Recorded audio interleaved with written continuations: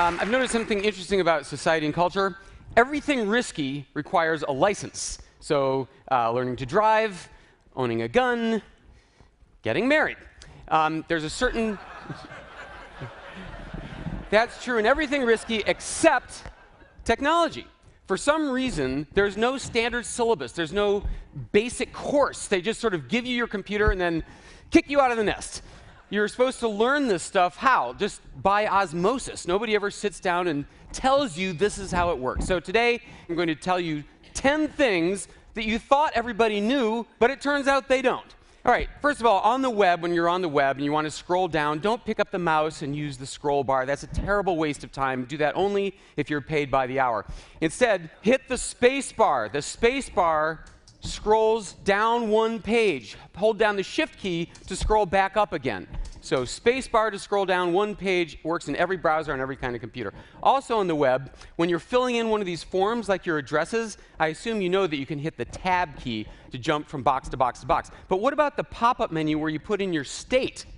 Don't open the pop-up menu. That's a terrible waste of calories.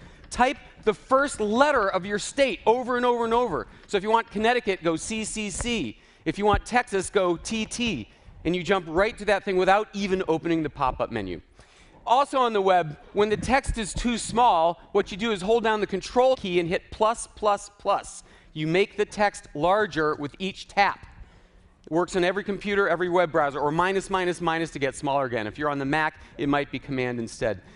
When you're typing on your BlackBerry, Android, iPhone, don't bother switching layouts to the punctuation layout to hit the period and then a space and then try to capitalize the next letter. Just hit the space bar twice. The phone puts the period, the space, and the capital for you.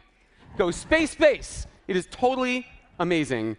Also, when it comes to cell phones, on all phones, if you want to redial somebody that you've dialed before, all you have to do is hit the call button, and it puts the last phone number into the box for you.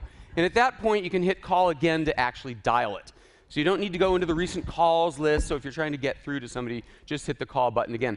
Here's something that drives me crazy. When I call you and leave a message on your voicemail, I hear you saying, leave a message, and then I get these 15 seconds of frickin' instructions like we haven't had answering machines for 45 years. I'm not bitter. So it turns out there's a keyboard shortcut that lets you jump directly to the beep like this. Unfortunately, the carriers didn't adopt the same keystroke.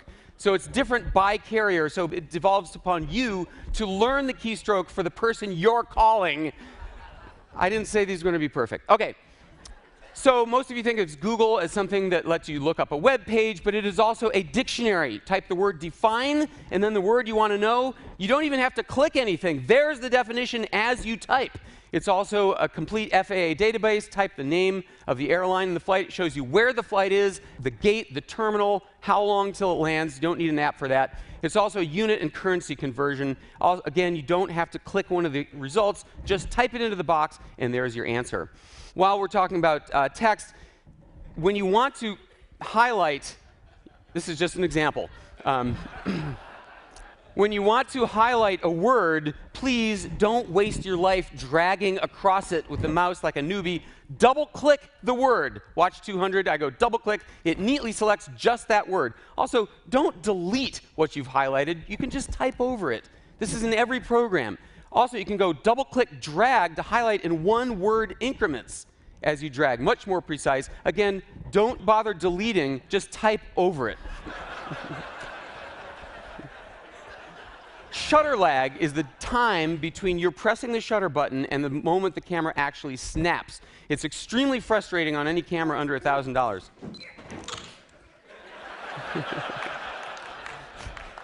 So that's because the camera needs time to calculate the focus and exposure. But if you pre-focus with a half press, leave your finger down, no shutter lag. You get it every time. I've just turned your $50 camera into a $1,000 camera with that trick. And finally, it often happens that you're giving a talk, and for some reason the audience is looking at the slide instead of at you. So when that happens, this works in Keynote, PowerPoint, it works in every program. All you do is hit the letter B key, B for blackout, to black out the slide, make everybody look at you, and then when you're ready to go on, you hit B again. And if you're really on a roll, you can hit the W key for whiteout, and you white out the slide, and then you can hit W again to unblank it. So I know I went super fast. If you missed anything, I'll be happy to send you the list of these tips. In the meantime, congratulations, you all get your California technology license. Have a great day.